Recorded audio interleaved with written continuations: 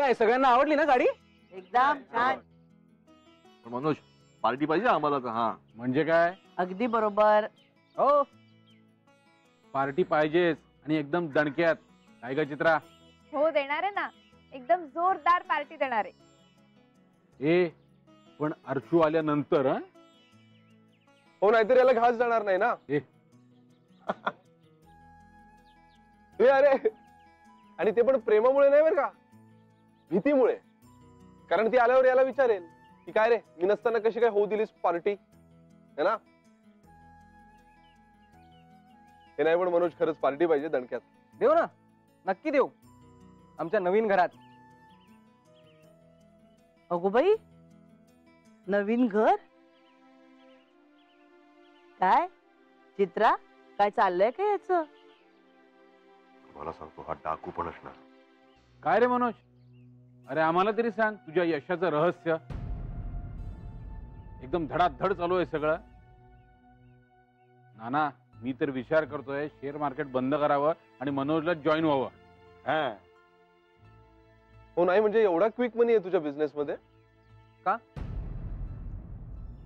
एवढी शंका काय आहे तुम्हाला माझ्याबद्दल? मी चोर आहे असं का वागवता तुम्ही मला? आदित्य, मी तुला कधी विचारलंय का तुझा पगार किती आहे, किंवा एवढा पगार काय आहे तुला? अरे तुम्ही सोडा, चित्रा पण माझी असंच वागते. तिच्या दृष्टीने पण मनोज चोर आहे आणि आदित्य आदर्श.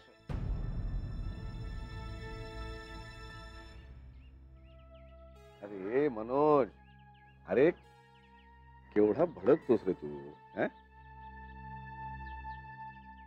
आधी जरा डोकं शांत ठेवायला शिक बरं. नाही तर तू गाडी घेतलीस ना, एवढा संताप उपयोगाचा नाही रे बाळा ड्रायव्हिंग करताना, नाही का? आणि संतापाचं होतं काय दुसरं, आपण उगीच भलते सलते तर्क करतो. तुला वाटतं तसं काही नाहीये. अरे आम्हाला सगळ्यांना कौतुकच आहे तुझं. आता संजीवनी म्हणाले की नाही, तू शब्द खरा केलास म्हणून. मग वेडा कुठला? अरे we are proud of you. चला तोंड गोड करूया. मेघना, साजूक तुपातला शिरा कर छान. वा, वा. नको ना, आज आम्ही जरा घाईत आहोत. अरे. आणि आम्हीच पेढे आणलेत. आण ग चित्रपट. अरे पण थांबा ना, दे. ये ग मेघना. आणि गैरसमज करून घेऊ नका, आज आम्ही खरंच घाईत आहोत. पण पार्टी नक्की होणार. Yes. आमच्या नवीन घरी. हा, चला बाय. Bye bye bye. सावकाश जा. हो. सावकाश सावकाश.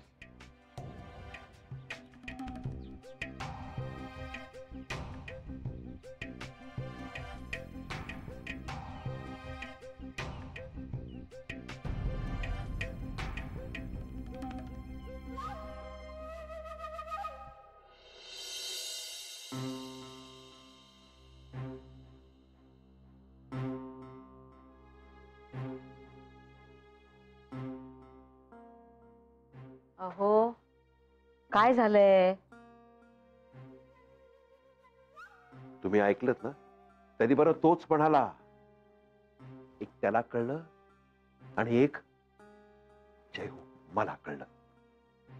तरी सांगत होतो ह्या विचित्राला जावई बापू आणि मेघनाच्या संसारापासून लांब पाठवा, कुठेतरी नकोत त्या इकडे. बोंबलून बोंबलून सांगत होतो, सगळ्यांना कोणी ऐकलं नाही माझं. आता जर तो दाढीवाला विचित्रांना म्हणाला तुला मनोज चोर नकोय ना, मनोज चोर नकोय ना, मग जा आदित्य आदर्शकडे. मग काय कराल तुम्ही?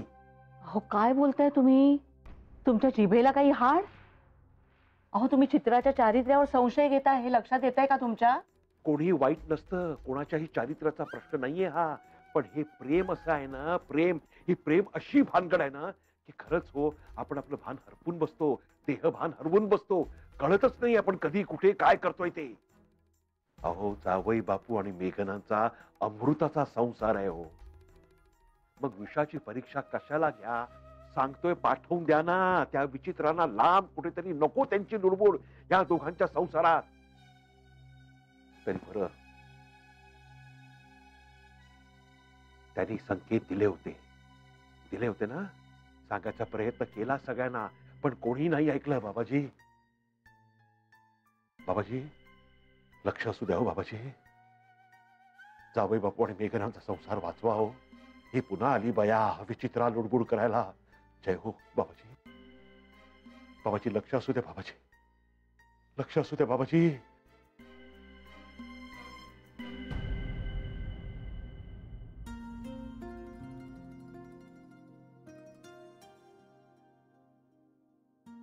काय रे, झोपला नाहीस अजून?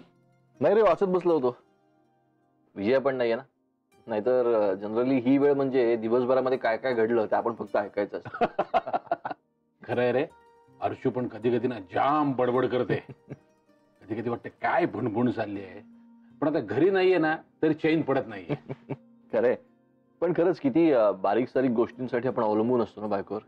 हो तर, अरे म्हणून तर मला तुझ्या डिसिजनचं कौतुक करावंसं वाटतं. फ्रँकली सांगतो अमित, तुझ्या जागी दुसरा कोणी असता ना तर त्याने चेक पटकन घेतला असता आणि ओके थँक्यू बिंक्यू म्हणाला असता. पण बायकोला विचारून डिसिजन घेतो असं नक्की म्हणाला नसता. निदान जाहीररित्या तरी तसं बडबडला नसता.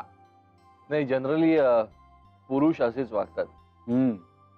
पण आपल्याकडे नानांनी लहानपणापासून मनावर बिंबवलं किंवा त्यांच्या वागण्यातनं आपल्याला दाखवून दिलं की नवरा बायकोमध्ये रिस्पेक्ट हा हवाच, मात्र तो दोघांनी एकमेकांना द्यायला हवा. अगदी खरंय. पण सतीश, तुला काय वाटतं, काय करू मी?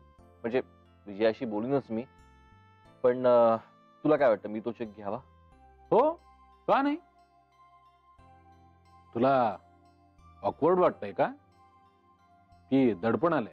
नाही, मुळात आदित्यने तो इतक्या स्वच्छ भावनेने दिलाय ना, त्यामुळे ऑकवर्ड वाटत नाहीये, पण दडपण आहे. आदित्यचं नाही, आदित्यसाठी. म्हणजे सतीश, कसं आहे ना की 1% आपण असा विचार करूया की समजा मला लॉस झाला आणि मी वेळेवर पैसे नाही देऊ शकलो परत, तर प्रेशर सगळं आदित्यवर येणार ना. तुझा मुद्दा बरोबर आहे. पण अमित, मला काय वाटतं सांगू, समज तू आदित्यकडून पैसे घेतले नाहीस आणि तुला जे काही करायचंय ते तू तुझ्या जीवावर केलंस आणि दुर्दैवाने लॉस झाला, तर त्यावेळी घरातले धावून येणारच ना. आदित्यकडून तुला पैसे घ्यावे लागतीलच ना. मग आणि मला काय वाटतं की आपल्याला तोटा होईल असा विचार का करायचा, आपल्याला नफाच होईल. आपण एक व्यवसाय करतोय, त्याचं प्रॉपर नियोजन करायचं, रिस्क फॅक्टरचा विचार करायचा, टाइम फॅक्टरचा विचार करायचा, सर्व बाजूने विचार करायचा आणि मग व्यवसाय सुरू करायचा. ऑलवेज बी पॉझिटिव्ह ना. काहीला खतरनाक आहेस तू. माझ्या एजन्सीसाठी आता बुक करतो तुला ऍडवायझर म्हणून. हे नको नको नको नको. आपला धंदा चालू आहे, बरं चालतंय. मला काय वाटतं, भावनांची कदर ठेवण्याकरताना आपला व्यवहार चोख ठेवायचा, तोच उत्तम उपाय असतो. Thank you Satish, thanks. मला माझं उत्तर मिळालं. Thank you. All the best. Thanks. खाऊन जाते जरा. आता झोपूया. Yes. Good night. Good night.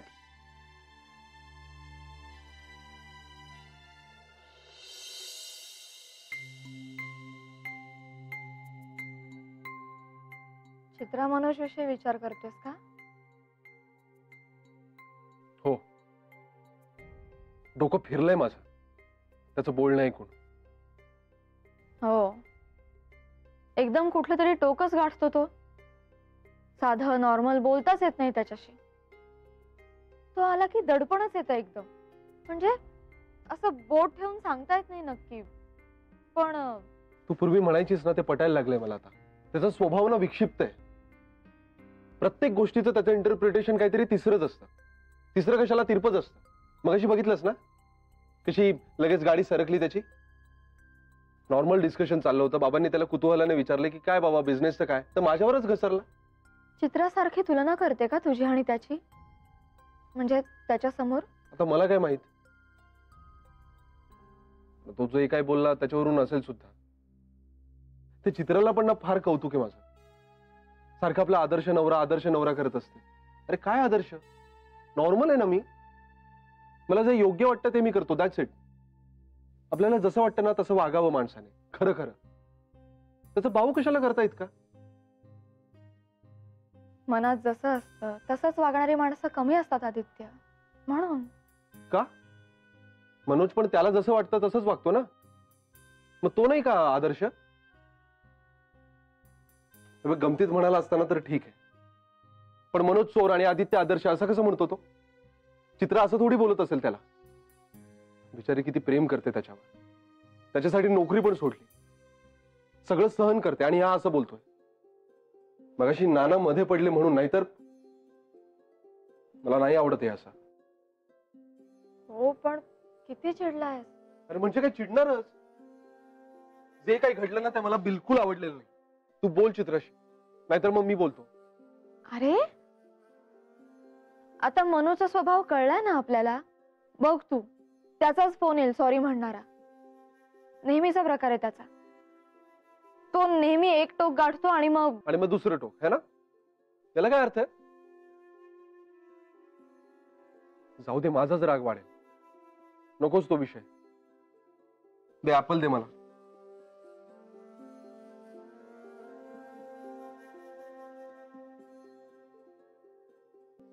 काय झालं? मग हसतेस कशाला? रागावल्यावर फार छान दिसतोस तू, ब्रुसली.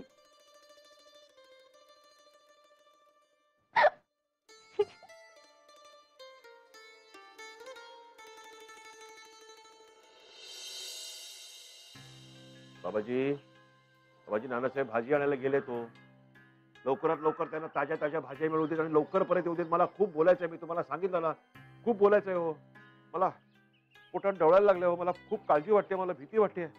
अहो, जावई बापूंचा तर संसार अजून सुरू व्हायचा. हो, पोरबाळ पण नाही झाले त्यांना अजून, आणि अमित दादांना तर मुलं आहे. बापरे, त्यांना किती खर्च असणार, त्यांचं शिक्षण, त्यांचे आजारपण, आणि बिझनेस मध्ये लॉस झाला तर. बाबाजी, नानासाहेब येऊ द्या तो लवकर. मला आले आले आले. जय हो, जय हो, जय हो, जय हो. या या या नानासाहेब, या. अरे नमस्कार नमस्कार. जा जा, इकडे जा. हो नाही, अहो, काहीतरी काय भाज्या आहेत, फक्त जड नाही आहे ते. नाही नाही, अहो काय आहे, तेवढ्यात तुम्हाला मदत केल्याचं समाधान आणि पुण्य. त्यापेक्षा तुम्ही असं करा, तुम्ही उद्या माझ्या बरोबर चला भाजी घ्यायला. तुमच्या आवडीची भाजी घेऊया आपण. हा म्हणजे नानासाहेब, माझी आवड तुम्हाला आवडेल? अहो, का नाही आवडणार? जय हो, जय हो. बघा केवढं मोठं मन आहे हो तुमचं नानासाहेब. म्हणजे माझी आवड तुम्हाला आवडणार? अहो, तुम्ही किती ग्रेट, तुमचे विचार ग्रेट, तुमची आवड ग्रेट, आणि माझी आवड काय असणार होती? खरंच हो नानासाहेब, म्हणून ना मी सारखा, तुम्ही कधी दिसताय, तुम्ही कधी भेटताय, कधी तुमच्याशी बोलायला मिळताय, सारखं मी ह्याची वाट बघत असतो. हो, खरंच खूप काही शिकता येतो हो तुमच्याकडून, खूप काही शिकण्यासारखं आहे. अहो, असं काय करता सुरेश? तुमच्यामध्ये पण शिकण्यासारखं खूप काही आहे. हो, नाही नाही नाही नानासाहेब, अहो माझी काय पात्रता आहे का हो तुमच्या समोर? नाही हो, नाही नाही. अहो, असं काही नसतं हो सुरेश. अहो, प्रत्येक माणसामध्ये काही ना काहीतरी शिकण्यासारखं असतंच. आता तुम्ही आणि माधवीताईमध्ये काही काळ वेगळे झाला होता, तेव्हा तुम्ही तुमच्यामध्ये आश्चर्यकारक बदल घडवून आणले. अहो, भल्या भल्यांना शक्य होत नाही ते, तुम्ही करून दाखवलं. हे शिकण्यासारखंच नाही का? हो, पण नानासाहेब ते सुद्धा तुमच्यामुळेच झालंय, हो की नाही? बरं बोला, काय म्हणत होता तुम्ही? नानासाहेब, हल्ली ना मला म्हणजे ना फार अशी फारच भीती वाटते हो. म्हणजे सारखी मला काळजी वाटते खूप. कसली भीती वाटते तुम्हाला, सांगा बरं मला. अरे देवा, तरी यांना बजावलं होतं की जावई बापूंनी दिलेल्या 12 लाखाबद्दल काहीही बोलू नका, तरी बोलतायत वाटतं. कशाला गैरसमज? कसं सांगू तुम्हाला नानासाहेब? अहो अहो, अजून आंघोळ व्हायची आहे ना तुमची? रोज आंघोळ पांघोळ आटपून तुम्ही जपाला बसता या वेळेला. आज किती उशीर झालाय. चला बघू, नाहीतर रागावतील ना ते. हे बघा, माझ्या बाबाजींचं ना मी बघून घेईन, हो की नाही? तुमची आंघोळ झाली की नाही? झाली ना? जय हो. जय. अहो, असं काय करता? पुढचा सगळाच खोळंबा होतो ना. चला बरं. तुमचं चालू द्या. नाही नाही नाही, एकच मिनिट नानासाहेब, एकच मिनिट. या म्हणजे ना, अहो तुम्ही मला आंघोळ घालणार आहात का? हा अहो नाही ना. हा? मग मग तुमचा का खोळंबा होईल? हा तुम्ही तुमचं काम करत राहा ना, मी करून घेतो आंघोळ. हा रागव नका, रागव नका. हा? काय सुरेशराव तुम्ही. बरं बोला, काय म्हणत होतात तुम्ही? नानासाहेब बरं या इकडे या, बसून या बोलूया. या, नाही तुम्ही पुढे या, नानासाहेब, या, तुम्ही या. पुढे, तुम्ही पुढे या या या. बसा. बसा बसा नानासाहेब बसा. हा बोला. काय हो नानासाहेब, म्हणजे आता तुमच्या समोर मी काय बोलणार ना. म्हणजे मला तुमच्यापेक्षा माझी बुद्धी जरा कमीच आहे हो. म्हणजे मी हे नेहमी कबूल करतो. हा तुम्ही काय म्हणजे ग्रेट आहात हो. काय बोलणार मी तुमच्या समोर. पण काय ना, काय ना नानासाहेब, जी काय थोडी फार बुद्धी मला आहे ना, ती मला सतत सतत त्रास देत असते हो. सतत मला कसली ना कसली काळजी वाटत असते हो. काय असं बोलताय सुरेशराव? आणि माझं आधी कौतुक थांबवा बरं. आणि काय तुमच्या मनात तळमळ आहे ना, ती सांगून टाकायची. तर मी काय म्हणत होतो good Nanasaheb. Morning Nana. Good morning. जय हो सुरेशराव. जय हो, जय हो. माफ करा, माफ करा. म्हणजे तुमच्यामुळे आम्हा सगळ्यांना जय हो म्हणायची सवय लागली. अहो चांगलं आहे ना, चांगलं आहे. ते सतत लक्ष ठेवतील, त्याचं नामस्मरण करायचं. हा बाबाजी यांच्यावर लक्ष असू द्या. हा बरं, तुमच्या गप्पा चालूच आहेत, मी जरा पेपर वाचत बसतो. हो. हा बोला सुरेशराव. तर नानासाहेब, मला हे म्हणायचं आहे, अहो आंघोळ. आंघोळ करूनच येतो मी. त्रास देतील त्या मला, बोलू देणार नाही. हा असंच आहे हो त्यांचं. येतो. हा येतो. हा आलो.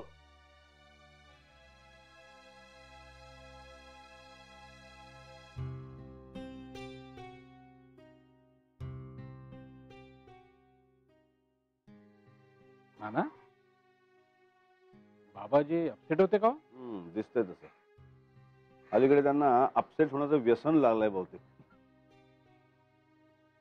जय हो. द्या नाना, पिशवी द्या. हा घ्या. या या. अहो काय आंघोळ आंघोळ आंघोळ म्हणून बोलावून घेतलं मला. अहो तिकडे नानासाहेबांशी काय बोलायचं आणि कसं बोलायचं हे सुचत नव्हतं मला. मला बोलायचं होतं त्यांच्याशी. अहो का नाही बोलू दिलं? अहो कळत कसं नाही तुम्हाला?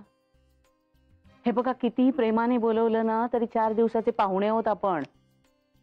त्यांच्या गोष्टीत नाक खुपसणं बरं दिसतं का आपल्याला? हो अहो माधवी, त्यांची गोष्ट आपली गोष्ट, आपली गोष्ट त्यांची गोष्ट, हे कधीपासून झालं? अहो अमितराव आपलेच आहे.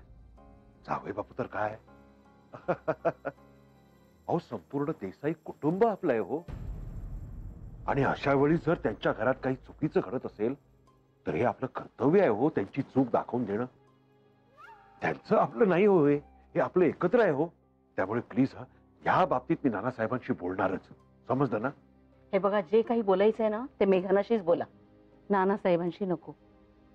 अहो उद्या तुम्ही नानासाहेबांशी बोलताना ते जर म्हणाले की आमचं आम्ही बघू, तर काय राहिलं हो तुमचं? आपणच अंतर राखून वागायला हवं ना. हे बघा, तुम्ही मेघनाशीच बोला. मीही मेघनाशी बोलले, पण तिला जावई बापूंचंच वागणं बरोबर वाटतंय. माधवी, बाबाजींनी आपल्याला मेघनांच्या संरक्षणासाठीच इथे पाठवलंय. नाहीतर आपण नेमके ह्या वेळेला कशाला आलो सांगा मला तुम्ही? नानामाई आपल्याला इकडे का घेऊन आले असते? कारण आपण इथे होणाऱ्या चुकांची दुरुस्ती करायची आहे म्हणून तर माझ्या बाबाजींनी मला इथे पाठवलंय. कळतंय का तुम्हाला? हा त्यामुळे आता मी पुन्हा त्यांच्याशी बोलीन ना, प्लीज मला थांबवू नका. हा प्लीज.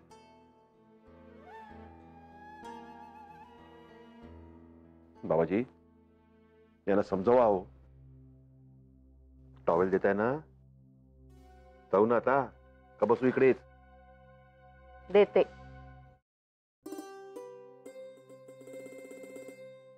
छे, विजया नाही तर अगदी हात मोडल्यासारखं झालंय हो मला. नाही म्हणजे हा हात मोडलेलाच आहे, आता हा हातही दुखायला लागलाय. त्यात अर्जुही गेली. बघितलंस ना, सगळे बोलतात बोलतात पण वाघासारखी काम करायला लागले की नाही अर्चू? ठरवणं महत्वाचं आहे, पण ठरवणार कोण, मनात आणणार कोण? पण गेल्यात आता ट्रेनिंगला. हम्म. नाही जमणारच चाललं होतं, पण शेवटी सगळ्यांनी मिळून बांधली घंटा मांजराच्या गळ्यात. छे, मला दोघींबरोबर धड काही बोलताही आलं नाही. आल्याला अर्चू गेली आणि रात्री विजयाही गेली. हो, आणि तुम्ही नेमके दिवसभर आई बाबांकडे. तेच ना. बरं मला आधी एक सांग, दोघींमध्ये बक्षिसावरून जे काही झालं होतं ते मिटलं ना? सगळं आता व्यवस्थित आहे ना? हो माई, अगदी व्यवस्थित. मुळात आपल्या घरात ना असा दुरावा, अबोला किंवा गैरसमज राहूच शकत नाही जास्त काळ. सगळे मिळून तड लावतातच त्याची. खरंय तुझं. माझी ना एक आत्या होती, ती नेहमी म्हणायची, कितीही भांडणं करा, वादविवाद करा, हमरी तुमरी व्हावी, पण दोन माणसांमधलं पाणी स्वच्छ आणि वाहतं असावं. मग त्या वाहत्या पाण्यात सगळे रुसवे, फुगवे, सल सगळं काही वाहून जातं. तसं स्वच्छ आणि वाहतं पाणी आलं डोळ्यासमोर आणि बघून बरं वाटलं. हो ना. चला, खरं सांगू का मेघना, तू मला त्या दिवशी फोन केलास ना, तेव्हापासूनच मला विजयाची काळजी वाटत होती ग. म्हणजे आत्ता मी तुला माझ्या मनातलं सांगते. खरंच अर्चूचा ट्रे खरंच खूप छान झाला होता, प्रश्नच नाही. पण हा गुण ना खरं तर विजयाच्या अंगात आहे, त्यामुळे तिलाच संधी मिळायला हवी होती. आणि आपलं धांदरट अर्चूला जेव्हा बक्षीस मिळालं ना, तेव्हा मलाही ते पचवणं जरा कठीण गेलं बरं का. तर विजयाला हे पचवणं कठीण जाणारच ना ग.